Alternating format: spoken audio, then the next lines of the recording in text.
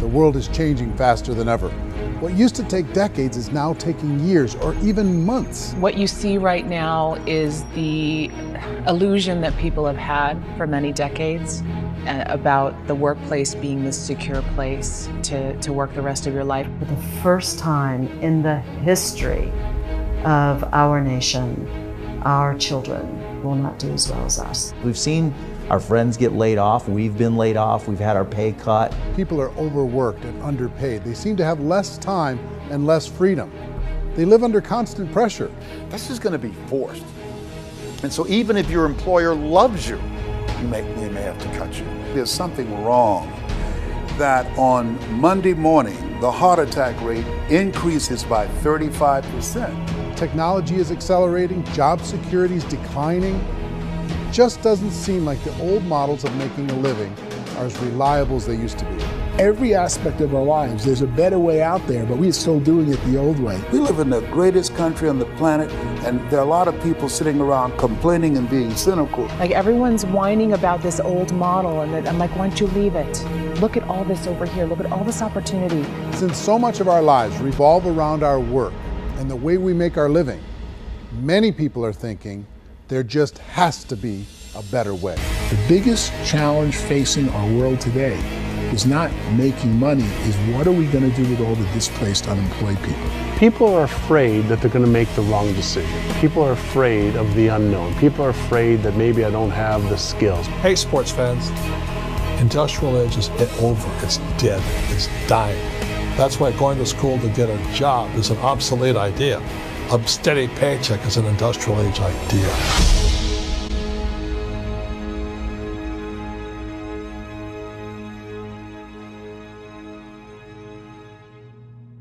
It's the search for answers that has brought us here together today. My name is Eric Worre, and for almost 30 years I've been an entrepreneur, struggling at times, but ultimately succeeding. As a best-selling author, speaker, and business owner, I've spent my entire career helping millions of people around the world to become entrepreneurs. And I believe strongly that there is, in fact, a better way when it comes to how we make a living. The career landscape has changed dramatically, and many are still working in a model that is completely out of date. What worked for previous generations isn't working as well for people today. In this film, we're going to explore 3 important questions. First, what's really going on in our working world today? Second, in this new economy, is it better to become an entrepreneur, or is it safer to work for someone else? And third, if a person decides to become an entrepreneur and start their own business, how can they do it without taking on massive risk? To help in this journey, I've brought together some of the greatest experts and thought leaders in the field of entrepreneurship to share the real facts with you. My intention is to give you new information that will allow you to make choices that are not limited by an old, outdated model. Let's start by understanding what's going on in our working world today. Let's look at unemployment. 30–40% of the people are honestly not working, but would be working. What our government does is if you haven't found a job in 6 months, we don't call you unemployed. We pretend you dropped out of the labor force. I've often said that unemployment, particularly structural unemployment, that's unemployment due to technological changes, is the first sign of economic growth. Think of it, 10 people live on an island. They go out every day and fish. One day, new technology shows up. A missionary brings them a net. Now, using the net, one pilots the boat, one throws the net. 2 fishermen can do all the work 10 used to. That's a 500% increase in productivity, 2 doing the work of 10, in one day. You don't have to learn a lot to learn how to throw a net instead of throw a fishing line. The island's got a big problem, 80% unemployment. But the island still has all the wealth of the fish because the 2 people produce as much fish as 10 did. Now, of course, looking back in history, these changes used to take thousands of years. And during that time, we went into farming and transportation. Some of us became doctors and some teachers and lawyers, and we developed all these new professions and new manufacturing jobs. Today, these changes are occurring literally in one day when a new technological advance occurs, and we don't have the social structures to deal with it or to retrain the unemployed people. So one of the things that I think is interesting as I travel across the country and really travel around the world, is the way that we work and the way we get paid for work is changing pretty dramatically. On a global basis, everything is being turned upside down because of the rapidly advancing technologies. They are eliminating many jobs, and we have been left with many people not prepared for the jobs that exist. A lot of demand in public companies was to squeeze out all the fat and to get just as much margin as we possibly could, and fat equals humans. So this idea of job security and information age is so obsolete, but it's still taught inside our school system. And that's where the problem starts. There's no financial education in the school system, and people are still trained to be employees who work for that paycheck. This is a chart on the middle class. What's happening in the middle class, those that went to school, their incomes have been coming down for years. And parents still say to their kids, go to school, get a job. Now what happens to all those middle class people who are dropping off the ends of the chart? Well, they become what's called working poor. And this is what happens to working poor. But they say poverty is ending. Well, poverty may be ending, but working poverty is going up. And this is food stamp usage. So food stamp usage in America is going through the roof right now, because people cannot earn what they call a living wage. Most people have experienced financial pressures that I think are probably greater than they have been in the past. If you're not working for yourself, then it's going to be a pretty hard road for a lot of people. Today, if you're going to control your future, the 40-40 plan is gone, where you can graduate from college and get a job and work for 40 hours a week for 40 years. That day is gone. So some of these charts actually tell you what's going on. And this is a really interesting one, you know. People are going back to school because if I go back to school, I'll get a nice job. But this is what's happening to, it's called Sallie Mae, which is the student loan guys. Student loan is going through the roof. It's now over $1 trillion, and student loan debt is worse than credit card debt. So when people stopped using credit card, the government got people into student loan debt. And the problem with student loan debt is you can never be forgiven. See, with credit card debt, you can declare bankruptcy and all's forgiven. But student loan debt, you can declare bankruptcy, you still owe it. It's the worst of all debt. But this is the next picture. Look at this chart here. This is what's happening to wages of college graduates. It's going down. So you go to college, you rack up all this debt, but you earn less money. Now, that's not that intelligent. Average person who's been working a lifetime in America today is ending their lifetime at 65 with about $41,000 in assets. They earned just enough to survive. I think in the United States we have something like 17 trillion in debt. That's just the federal government debt. We got another 2 in municipal and in other, let's call it almost 20 trillion government. We've got 40 trillion in private debt. That comes up to close to 60 trillion. When you then add something we never had before, what you were talking about, when we look at the unfunded portion of Social Security and primarily Medicare, Medicaid, that at the most conservative estimates from outside firms, Kleiner Perkins, 67 trillion and growing. That's more than all our other debt. There's less conservative estimates that say it's 84 trillion or higher. I added up conservatively $127 trillion in total debt. Debt is a financial drug. When you take it to excess, it's like taking a drug. Yeah, it makes you feel better, it enhances your performance, but at a huge cost, eventually it kills you. And so that's what happens. We keep doing more and more debt, and you get less and less results, just like a drug, until the debt gets so high that it crushes the whole system. That's where we're at, 8.2 times GDP. You know who I feel sorry for? I feel sorry for the person who dreads going to work, who is sick to their stomach on Monday morning, who hates their alarm clock, who gets a little glimmer of hope on a Wednesday because it's hump day and says, thank God it's Friday. And they live for those 2 days a week where they get to be themselves and they don't have to be around people they don't like, and they don't have to play the political game in the office, and they don't have to live this half life. The person that works 50 weeks a year just to be able to have the 2 weeks for vacation. And you know what happens to most of them nowadays? They don't have a vacation. They have a staycation.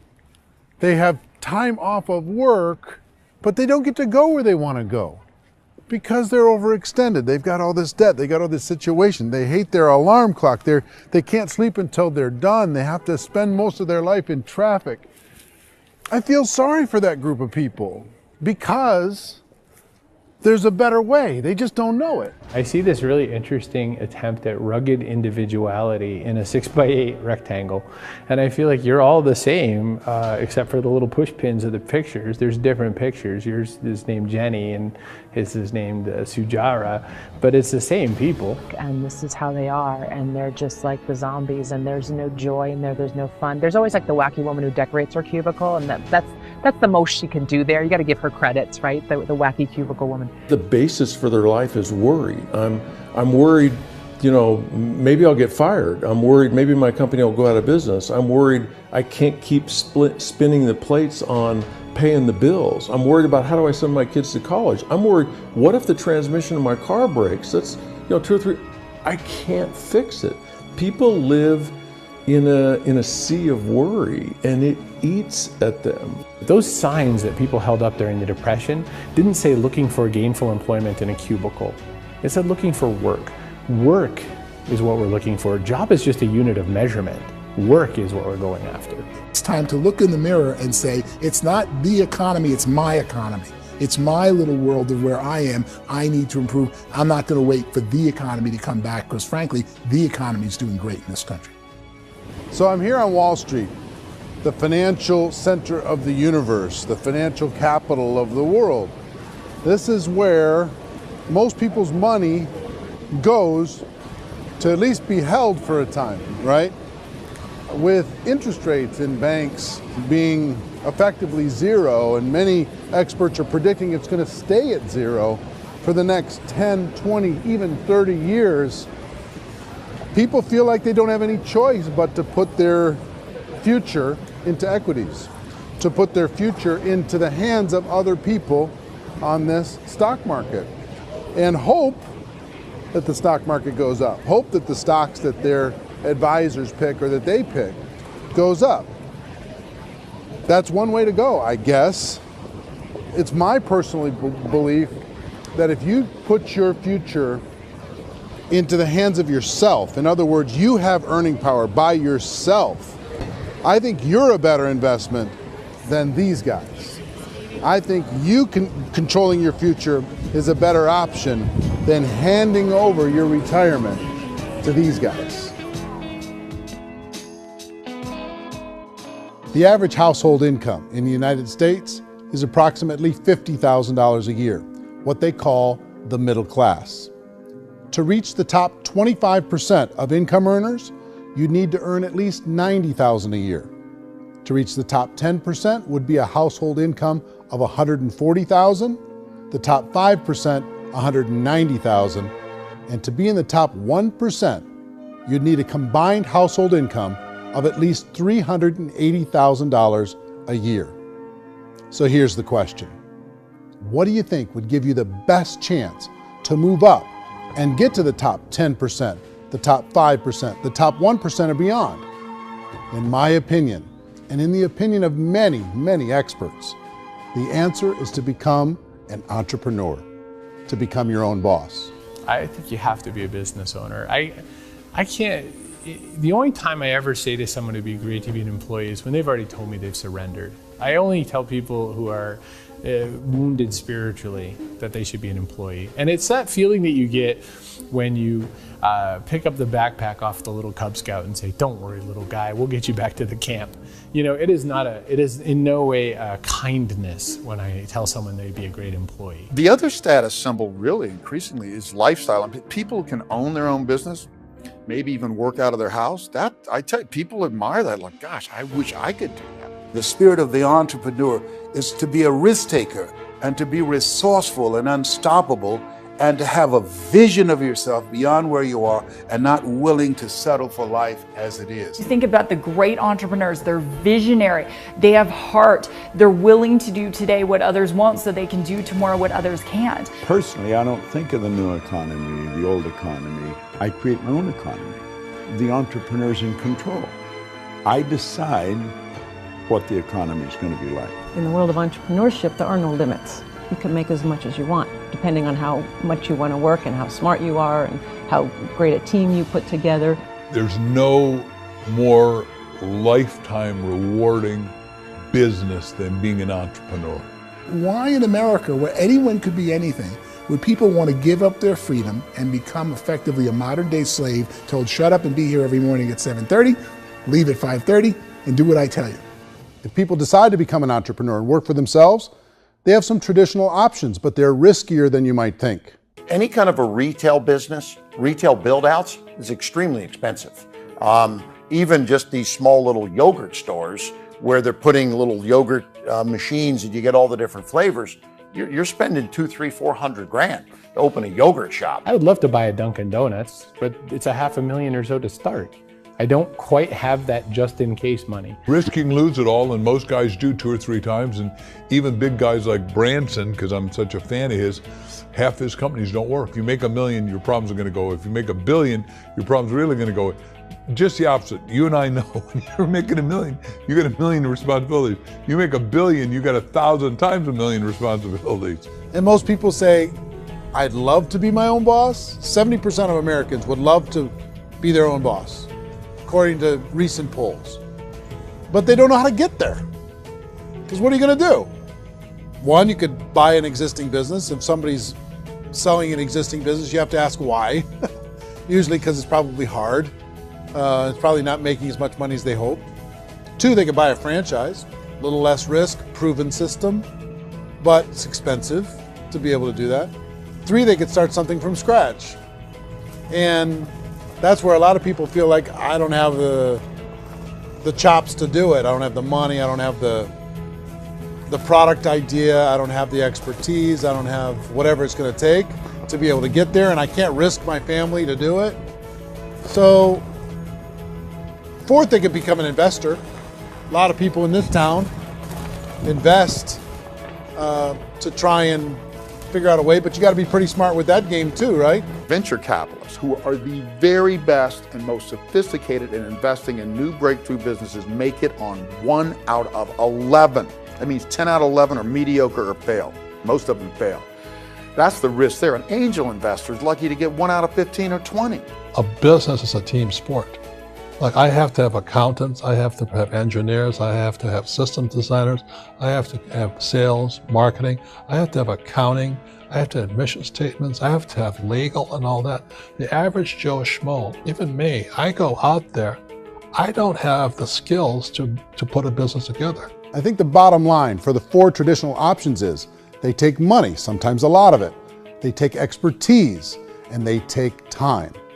All of that adds up to just too much risk for most people. I bought a business from somebody else and it was a lot of work, and you start wondering, what did I just buy? Because I guess ultimately I own your email list and I just overpaid for it. People that start their own business, they spend a lot of money, they spend a lot of time, a lot of effort to get things started. And the more you invest on the upfront, the harder you typically work at it. Well, I can tell you what the success rate is of a restaurant. What is it? They're crazy enough. About 90% of them fail. About 90%, in how quickly?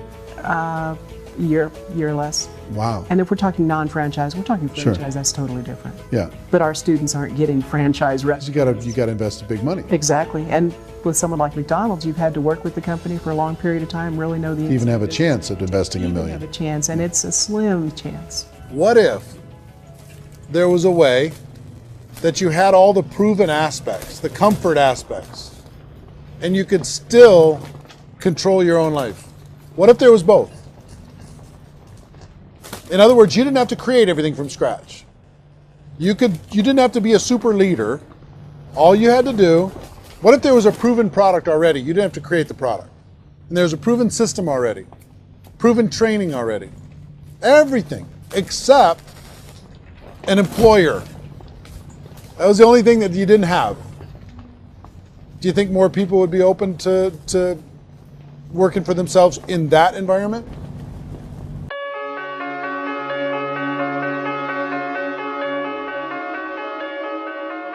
In our search for a better way to make a living, we've come to the conclusion that becoming an entrepreneur is actually safer than being an employee.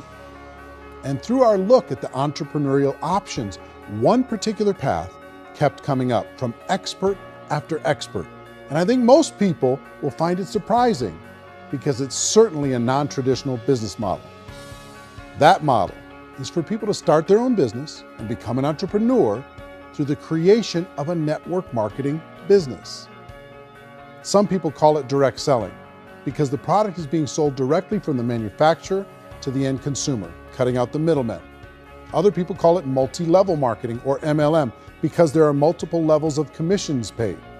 The most common term today is network marketing, because network marketing best describes using a large group of independent distributors, independent entrepreneurs, to move a product or service more efficiently. So my friend here, Donald Trump, and I, we always write about the network marketing industry. And the reason we support the network marketing industry is because it really is a business school for entrepreneurs. Because most people come out of school looking for a paycheck. Oh, that's terrible. I went to network marketing like that. I think if it didn't exist, we should invent it. It is that good. I think direct selling is a great way to do business today. It's very easy to get into that industry, and you can be self-employed, be in effect an entrepreneur. When we see multi-billionaires adding network marketing companies to their portfolio of companies, that would be a clue. When we see people who are very famous authors and very famous business people endorsing the industry, that would be a clue. These network marketing companies aren't $50 million companies, they're billions and billions of dollars. They lead the stock market, they're major companies. When we're going to get it? You know, and you're going to school to work for a paycheck, but if you want to be rich, be an entrepreneur, and network marketing gives you the spirit to be an entrepreneur. A traditional company will spend up to 50% of their total revenue on marketing. Network marketing companies use a different approach. Instead of having all that extensive marketing expense, they utilize a network of independent distributors to do the marketing for them. Now, why do they do this? First, because word-of-mouth advertising is so much more effective today than traditional media advertising. Second, some products need to be explained or demonstrated, and an independent salesperson can do that more effectively than an ad campaign. Third, it's completely efficient. The company only pays for the marketing of their product if a sale happens and not before. Imagine if Amazon allowed you to become an independent distributor and paid out 40% of its revenue to that distributor group. All you had to do as a distributor was recommend a product, and if a person bought it on Amazon, Amazon would take care of all the logistics, and you'd get paid for bringing the customer. Now imagine you got paid for every purchase that customer made for the rest of their lives. Well, Amazon doesn't offer this option, but network marketing companies do. 85% of all buying decisions in our society are made as a result of word of mouth or reputation. We're recommending things to each other all the time. You know, who's your dentist? Who's your doctor? Who's your lawyer? What detergent, are you using? What legal system are you using? What product are you using? We're talking to each other about the things that we love anyway. When you go into a big box retailer, you're lucky if the clerk looks you in the eye, much less gives you any detailed or accurate information about what you're purchasing. So of course, this personal information, this education coming from a friend, a neighbor, a relative, or even a stranger, but one who has experience with the product is extraordinarily valuable. As a matter of fact, network marketing can educate consumers probably better than any other form of marketing. It certainly can do better than advertising because advertising usually has a certain hype to it and you can only get limited information. So, network marketing trumps advertising. If you were a typical sales company and you wanted to sell $1 million a month worth of product, you might go find 100 superstar salespeople. The quota would be $10,000 a month. So network marketing as a distribution system just flips the numbers. So we use 10,000 happy, raving fans of a particular product, and we don't concern ourselves so much with how much product each one of them individually sells. If they sell just $100 or $200 a month, and there's 10,000 of them, you're selling $1 million to $2 million a month worth of product. And that's the best way I can explain how network marketing works. This is the marketing arm of the company. There's not money being wasted on bricks and mortar. There's not money being wasted on inventory that's sitting stagnant somewhere. There's not of employees standing around that don't have customers. These are people that are going to connect with customers. These companies allow people to become independent distributors for extremely low cost and with no minimum time or sales quota. Essentially, they own their own business and can provide as much or as little sales as they choose. In other words, the distributor gets all the benefits of traditional business ownership without the risk. The advantage of network marketing is the ease of entry, the low risk, and the low startup cost, because almost everything else has very high risk. You can get in for a minimal investment. You're buying into a system that's already been proven, products or services that have been proven to work. The keys to network marketing is providing an opportunity for the masses to get involved, providing an opportunity for the average person who doesn't have the resources to start their own business. All of this so far is fairly straightforward, but network marketing offers another benefit, and it's this benefit that makes it so interesting for entrepreneurs. Network marketing allows a distributor to build their own network of other distributors and then compensates them on the sales created by that entire group. Direct selling is, at its base, very simple. It's the sale of a product or service to an individual on a face-to-face, one-on-one basis, just the way we're talking right now. But there's an important element as well, and that's the offering in conjunction with that sale of product, the offering of an opportunity for someone to make something of themselves. No matter what your social status is, no matter what language that you speak, I mean, look how many unbelievable people are becoming successful that speak every kind of language out there. What an awesome gift to give the world. Instead of having to work your way up in a system and prove that you could be a sales manager, they just decided everybody can be a sales manager. Everybody gets to build a sales team from day one. And so what that brought into the system of growth as a direct selling company is the concept of compounding or geometric progression. Because now you can actually grow a sales force very quickly because everybody is enrolling people in their own sales force. People who are like, oh, this is weird, I'm building a sales team, or what do you think you do at a regular company? How do you think a regular company works? Network marketing is the only industry that doesn't say your past determines your future. It looks at your past and says, okay, now what can we train you to do so you can have a great future? Every other employer out there wants to exploit you for what you already know, not teach you something new. Network marketing has the potential to save the United States and the world because it's going to teach people not to be employees, but to be entrepreneurs.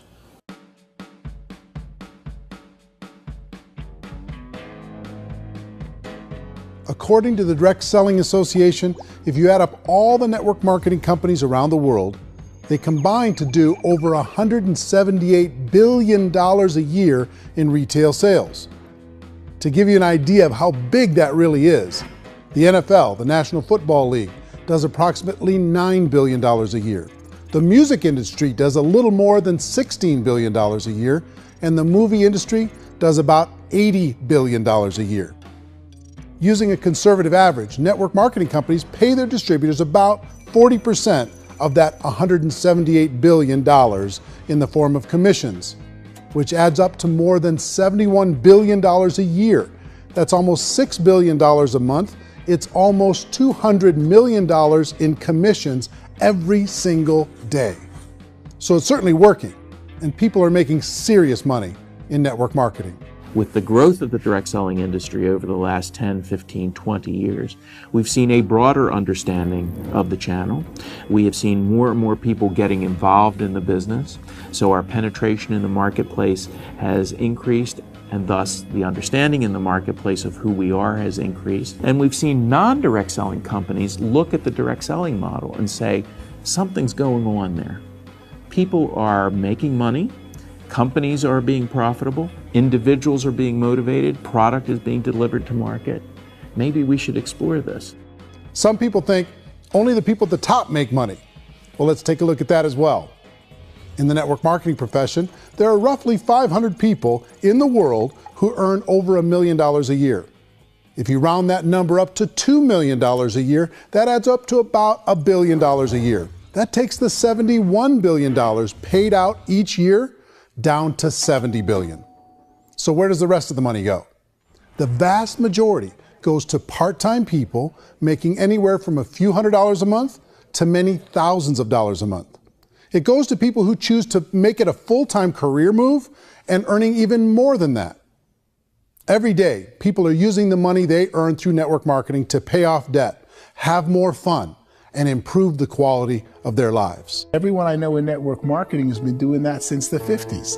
They go to work when they want to go to work. They stop working when they want to take time with their children to have a leisurely breakfast and discuss issues and drive them to school. They go back to work when they get home, wherever they're working out of. The biggest thing that I've seen is people that have become much happier in their life. MLM has probably made more millionaires of more people in more countries, and I've spoken to them in 67 countries, than any other single form of business, starting from nothing. If they have a choice between working a job for the next 10 years or working a network marketing business for the next 10 years, the result of working the network marketing business will be better. A lot of people within the industry go on and make this a career and do extremely well at it. Network marketing has been nothing but good for everyone I know that's been involved with it because they did it seriously and they played full out and they've been very successful. It's been a constant barrage of success stories and people showing off stuff that they got as a result of it. How many people are involved? Approximately 16 million Americans and 96 million people around the world are currently participating in network marketing.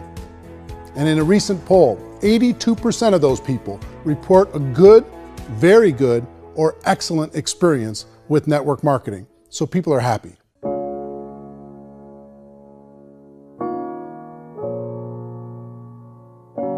So I've taken a look at the network marketing profession and really tried to understand why so many people are confused as to the validity of this as a business. One is this pyramid shape. People get really messed up with this pyramid. Oh, it's one of those pyramid things. So I just think there are a lot of haters out there who really don't understand the industry and say, oh, it's a get-rich-quick scheme. It's a pyramid. Well, corporate America is a pyramid scheme. You know what I mean? It goes like this. You have thousands of MBAs, let's say working for Ford or General Motors or Coca-Cola. If all these MBAs are all trying to get to here, that's a pyramid. Only one guy's going to make it. Every 10 years, one's going to make it. Whereas you look at network marketing, it's like this. So you're here, and your job is to develop other CEOs coming up behind you. So it's an inverse pyramid. In network marketing, it's a very simple concept. If you sell product, you get paid. It is paid based on production. There is no first mover's advantage. There is no investment component where the more somebody spends, the more they're entitled to make. So the two are polar opposites of each other. Doesn't matter what shape the company is or the compensation plan is shaped, whether it's a circle or a pyramid or a triangle or a trapezoid, it doesn't matter. If compensation is coming primarily from recruitment, then you've got a problem. On the other hand, if an operation is basing their compensation to participants on the basis of sales, even when those sales are generated by people you've recruited, well, then you're a perfectly legitimate enterprise. That's the legal test, it's the practical test. Another issue that's been true in the past that is no longer true now is people used to be in network marketing loaded up with products that they couldn't sell and they ended up a loser. They ended up with a bunch of product in their garage, they ended up with a bunch of products sitting in their kitchen shelves or whatever, and they thought they could sell it and then they weren't willing to or able to sell it and they ended up with a bunch of stuff and they were bitter about it. There was this thing called front loading where you had to buy if you bought $25,000 worth of product, you got better commissions and all this. Today, it's almost all done by computer. It's direct mail comes from a warehouse somewhere else. You don't have to have all this inventory. You don't have to stock up. It's a paperless world now, you know, most of it's done online. You have a back office, it really works. And I mean, the technology has changed everything. Third issue is people start talking about 99% of people in network marketing don't make any money.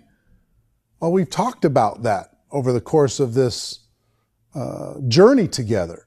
Almost $200 million a day is being paid out to network marketing distributors around the world. The naysayers, the people who say that it doesn't work, are usually the ones who just don't know how to make it work for themselves. And so they're giving you an opinion, and I tell people, don't confuse people's opinions with expertise, because opinions are free. And don't confuse sincerity with the truth, because people can be sincerely wrong. But here's the reality inside of network marketing. The vast majority of people that get involved in network marketing just become customers, and they get involved to be able to purchase product at a lower price. If you take Costco as an example, if a person goes into Costco and gets a membership to Costco so they can get a lower price on the product, we don't call that person a loser because they have a bunch of product that they walked out with a smile on their face. Yet when some people want to take a look at network marketing, they say, well, those people, they're just using the product and they aren't earning an income, so they must be a loser. They're not a loser, they're a happy customer. That's the vast majority of people that are involved in network marketing. Now, a smaller percentage of those people decide to go build a business. They earn $300 a month, $500 a month, $1,000, $2,000. That's the bulk of earnings in network marketing. And then there's the few that really decide to take it serious, really decide to build a large network, really work to make that network very, very productive. And those people make huge amounts of money and there's no cap. What I do as an outside economist, just somebody looking at this industry like any other industry I speak and say, look, what's the realities of this? 1% do incredibly well. 10% generate some additional income at pretty low risk and effort, that's not, and 90% of people roughly end up customers. One thing that I think is real when it comes to people's perceptions about network marketing is people put this, and distributors I think involved in network marketing have some responsibility for this. They have sometimes unrealistic claims about the product or about the income. Most people who become distributors, they want the money, they want to be successful, but they don't have the skills. They don't know what to do. And when people don't know what to do and they're in a new business, they're scared. And when they're scared, they panic and desperation kind of sets in. So they think everyone they talk to has to get in. So if I talk to you and you say, well, no, I don't have time to do that, they're like, no, I need you. You have to do this or I won't be successful. So I start clawing on you. I start that desperation. So then I start making claims about the product, which are not appropriate, probably not even true. Or I start saying, oh, let me show you how you can make all this money and you don't have to do anything, Eric. And so you just totally misrepresent the opportunity, and you're clingy with people because you think you need everybody to be successful, and you don't. You know, one of the messages that I try to deliver most forcefully to companies as well as salespeople in direct selling is that you don't have to overpromise. The reality is in network marketing, there's a lot of hard work involved. There's a lot of effort. You're going to have to develop yourself. It's a business like anything else. It's going to take some time, but in my opinion, it's better.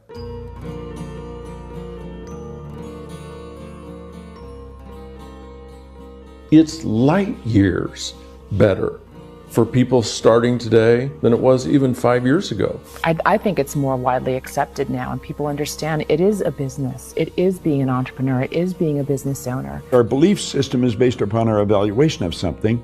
And frequently, if we reevaluate a situation, our belief about that situation will change. The industry has changed and it's grown up. It's totally transformed. You've got young people today that have grown up with social media, and they understand networks. They understand how people are connected through technology, and they understand how money flows through those networks.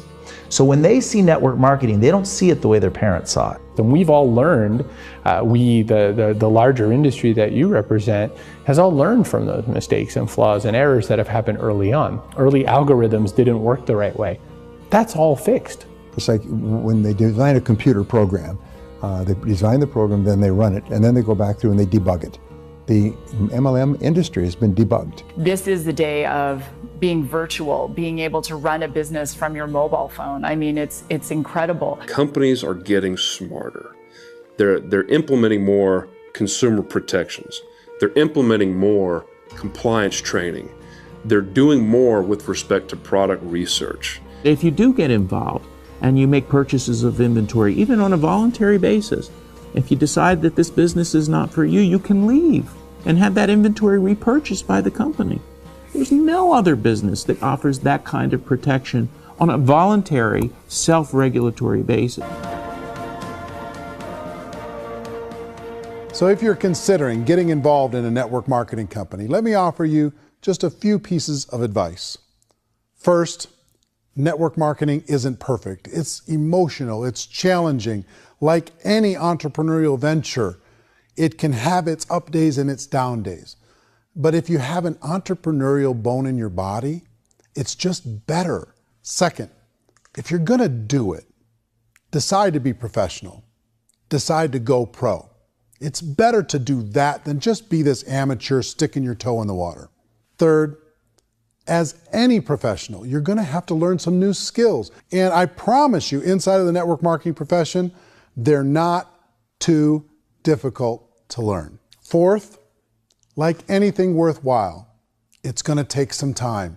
Don't expect that you're gonna get to the finish line right out of the gate. And fifth, it's worth it. It's worth it to be able to take charge of your life again. It's worth it to be able to control your own financial situation.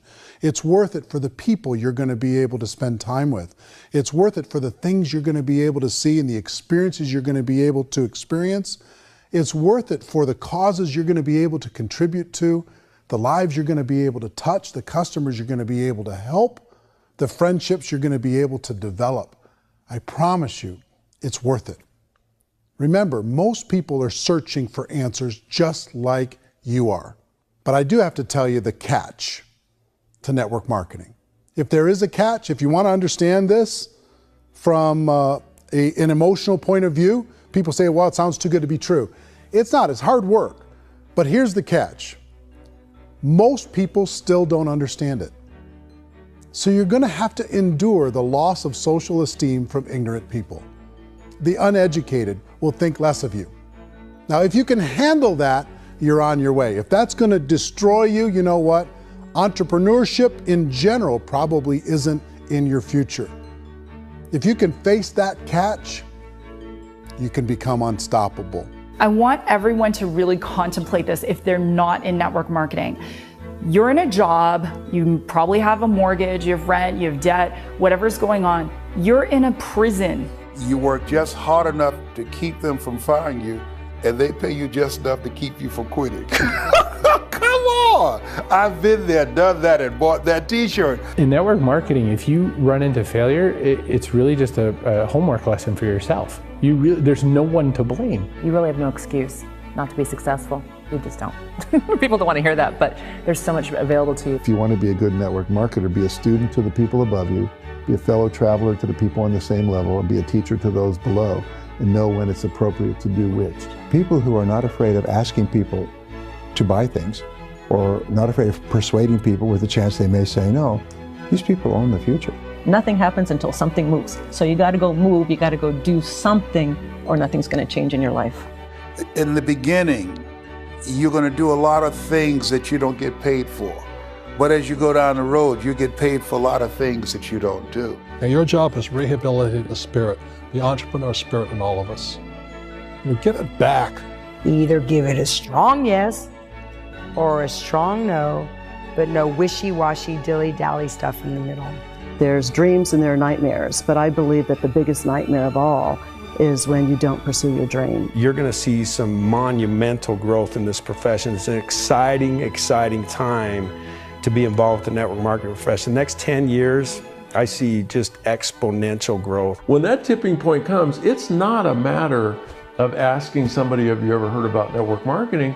You're really asking them, which company are you building your wealth in? We are here to fix the world, to improve relationships with other people, to improve other lives. And the real reward comes as an entrepreneur in any level from teaching somebody something and watching them soar. There is no greater reward.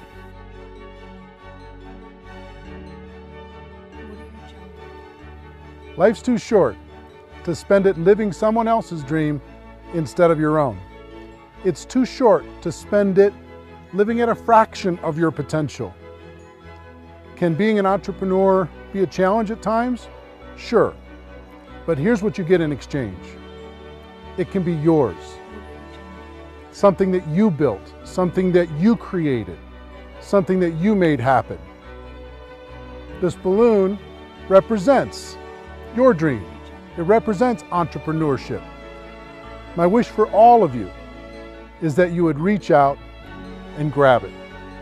The choice is up to you.